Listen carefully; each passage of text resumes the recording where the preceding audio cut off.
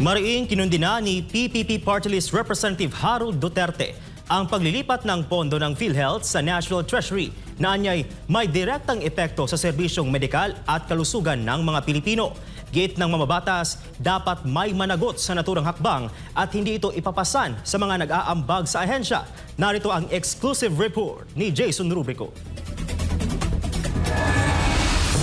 Sa gitna ng patuloy na pagtaas ng gastusin sa ospital, muling nabigyang pansin ang mahalagang papel ng PhilHealth bilang sandigan ng mga Pilipino sa oras ng karamdaman.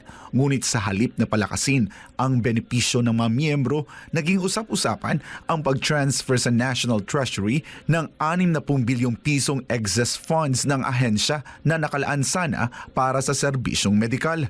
Ayon kay Congressman Harold Duterte, ang pondong ito ay naka-earmark para sa kalusugan ngunit kinuha at ngayoy planong ibalik sa pamamagitan ng alokasyon sa 2026 national budget. Isang hakbang na aniyay hindi makatarungan para sa mga nag-aambag sa PhilHealth.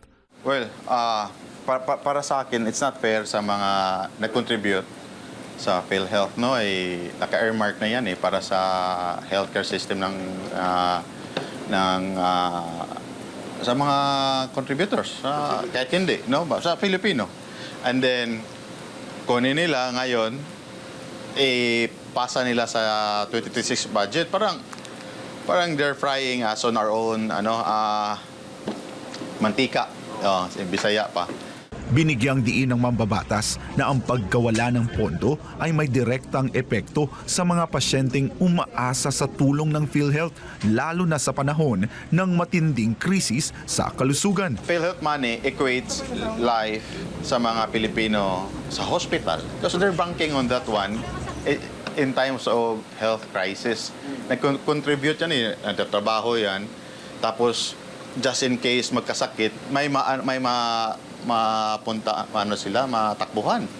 So para sa akin kasi I have my time sa hospital before I became a congressman, no. Nagserbisyo ako sa hospital. I used to be by profession a nurse, no.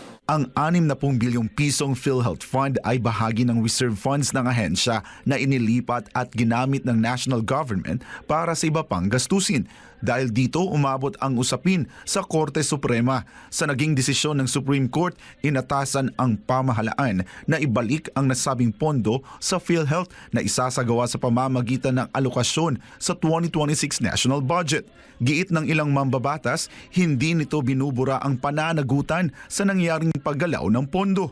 Dapat lang may managot, no? May magiging accountable dyan sa mga movement na yan ng pera ng taong bayan. Well, dapat lang.